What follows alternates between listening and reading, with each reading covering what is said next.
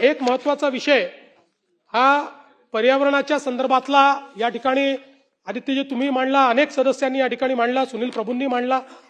खरं म्हणजे आज आपल्याकरता अतिशय महत्त्वाचा विषय झालेला आहे आणि म्हणून मी मागच्या काळामध्ये सभागृहात हे घोषित केलं होतं की मुंबईमध्ये IoT बेस आणि AI ड्रिव्हन मॉनिटरिंग आणि सर्व्हिलन्स सिस्टीम ही जेवढ्या मोठ्या साइट्स आहेत त्या सगळ्या मोठ्या साइट्सवर लावण्याकरता आम्ही BMC ला सांगू।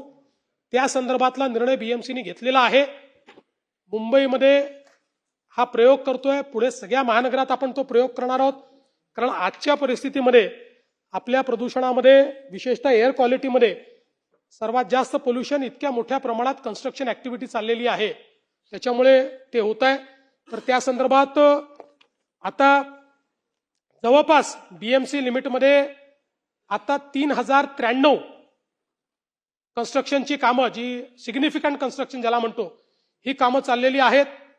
याच्यामध्ये 3093 पैकी 2555 साइट्सवर आता IoT बेस्ड आणि AI ड्रिव्हन मॉनिटरिंग आणि सर्व्हिलन्स सिस्टीम ही लागलेली आहे। इतरही साइट्सवर ती आपण लवकरच या ठिकाणी लावू। याच्यामुळे PM10, PM 2.5 थ्रेशोल्ड लेवल्स जे आहेत ते आपल्याला आयडेंटिफाय करता येतात।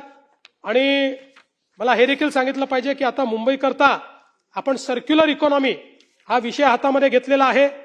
आपण क्लायमेट ऍक्शन प्लॅन तयार केलेला आहे आणि या क्लायमेट ऍक्शन प्लॅन करता मला सांगताना आनंद वाटतो की केंद्र सरकारने आपल्याला मुंबई, पुणे, नागपूर, छत्रपती संभाजीनगर, नाशिक आणि वसई विरार या महानगरपालिकेच्या क्षेत्रामध्ये 2981 कोटी रुपये म्हणजे जवळपास 3000 कोटी रुपये याच्यामध्ये दिलेले आहेत।